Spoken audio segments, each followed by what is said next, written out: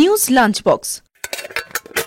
নমস্কার, আপনি শুনছেন রেডিও মানি 9 আর এখন সময় নিউজ লাঞ্চ বক্সের।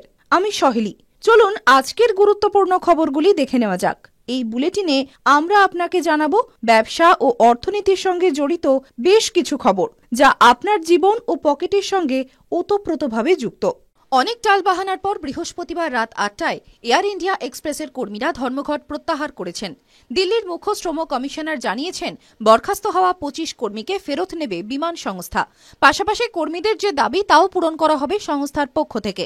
প্রসঙ্গত, এয়ার ইন্ডিয়া এক্সপ্রেসের 200-র বেশি ক্রু অসুস্থতার কারণ দেখিয়ে 7ই মে রাতে হঠাৎ ছুটিতে চলে যান।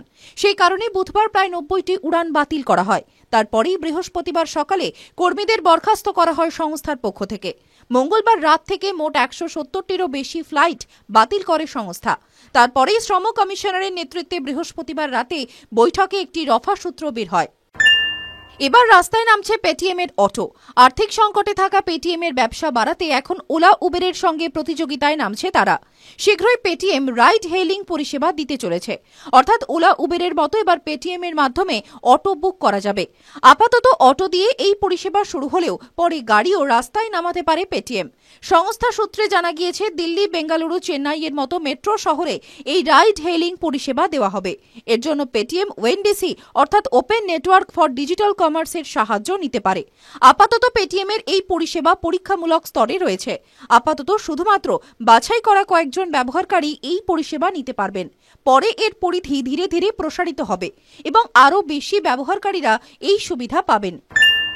দেশের বৃহত্তম সরকারি ব্যাংক পিএনবির লক্ষ লক্ষ গ্রাহকের ব্যাংক অ্যাকাউন্ট কার্যত বন্ধের মুখে। পিএনবি তার গ্রাহকদের একটি বিজ্ঞপ্তি জারি করে জানিয়েছে, যেসব অ্যাকাউন্ট গত 3 বছর ধরে সক্রিয় নয় সেগুলি সব বন্ধ করা যাবে।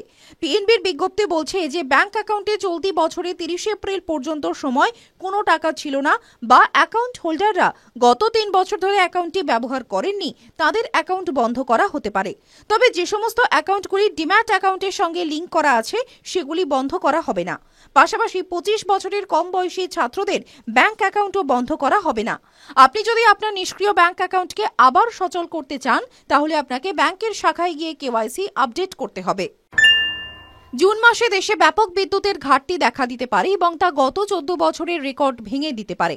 বিদ্যুতের চাহিদা এবং সরবরাহের মধ্যে এই ব্যবধানটি 2009-10 সালের পরে সর্বোচ্চ হতে পারে চলতি বছর। জলবিদ্যুৎ উৎপাদনের হার কম হওয়ার কারণে এটি ঘটতে পারে। সরকার জানিয়েছে, শীঘ্রই নিষ্ক্রিয় ইউনিটগুলি পুনরায় চালু করে এই সম্ভাব্য সংকট কাটিয়ে ওঠার চেষ্টা করা হবে। বিদ্যুতের ঘাটতির অন্যতম প্রধান কারণ হল 3.6 গিগাওয়াট নতুন কয়লা কেন্দ্র চালু করতে বিলম্ব হওয়া। এগুলি মার্চের আগে চালু করার লক্ষ্য ছিল। সেন্ট্রাল ইলেকট্রিসিটি অথরিটি জানিয়েছে, জুন মাসের রাতের বেলা সর্বাধিক 14 গিগাওয়াট পর্যন্ত বিদ্যুতের চাহিদা হ্রাস পেতে পারে। যদিও কর্তৃপক্ষের আশ্বাস, এই পরিস্থিতি মোকাবিলা করার জন্য নির্দিষ্ট পরিকল্পনা তৈরি করেই এগোনো হচ্ছে। গো ডিজিট জেনারেল ইন্স্যুরেন্সের আইপিও 15ই মে খুলবে। অ্যাঙ্কার বিনিয়োগকারীরা 14ই মে বিড করতে পারবেন।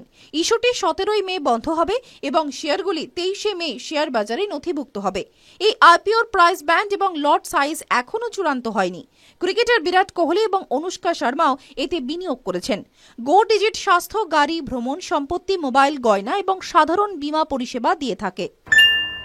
মারুতি সুজুকি তাদের অন্যতম জনপ্রিয় হ্যাচব্যাক সুইফটের 4th জেনারেশন মডেল বাজারে আনলো। সংস্থার দাবি যে নতুন সুইফটের ম্যানুয়াল মডেল 24.8 kmpl এবং অটোমেটিক মডেলে 25.7 kmpl মাইলেজ পাওয়া যাবে। ভারতের গাড়ির বাজারে এটি সর্বোচ্চ মাইলেজ দেওয়া হ্যাচব্যাক গাড়ি বলেই দাবি সংস্থার। এই গাড়ির দাম শুরু হচ্ছে 6.49 লক্ষ টাকা আর সর্বোচ্চ মডেলের গাড়ির দাম 9.64 লক্ষ টাকা। প্রিমিয়াম হ্যাচব্যাক সেগমেন্টের এই গাড়িটির বুকিং গত সপ্তাহেই শুরু করেছে মারুতি। 11,000 টাকা দিয়ে এই গাড়ি বুক করা যাবে। নতুন এই সুইফটে wireless charger, multi information screen, 6টি airbag, ESP, hill and control এবং সমস্ত ভ্যারিয়েন্টের 3-পয়েন্ট সিট বেল্টের মতো বৈশিষ্ট্য রয়েছে। এখন আপনি পার্সোনাল ফাইন্যান্স সংক্রান্ত যে কোনো প্রশ্ন মানি 9 অ্যাপে করতে পারেন। আপনার কি শেয়ার বাজার, মিউচুয়াল ফান্ড বা কর সম্পর্কে কোনো প্রশ্ন আছে? আপনি তা সরাসরি আমাদের বিশেষজ্ঞদের জিজ্ঞাসা করতে পারেন। যে কোনো সময়, যে কোনো জায়গা থেকেই আপনি তাঁদের সঙ্গে যোগাযোগ করতে পারেন। বাংলা, হিন্দি, ইংরেজি, মারাঠি, গুজরাটি, তেলেগু এবং কন্নড় ভাষায় আপনার প্রশ্ন আমাদের মাধ্যমে জিজ্ঞাসা করুন। শুধুমাত্র মানি9 সুপার অ্যাপে। আজকের নিউজ লাঞ্চ বক্স এই পর্যন্তই। শুনতে থাকুন রেডিও মানি9। ব্যবসা ও অর্থনীতির সর্বশেষ খবরের আপডেট পেতে এখনই মানি9 সুপার অ্যাপ ডাউনলোড করুন। News lunch box.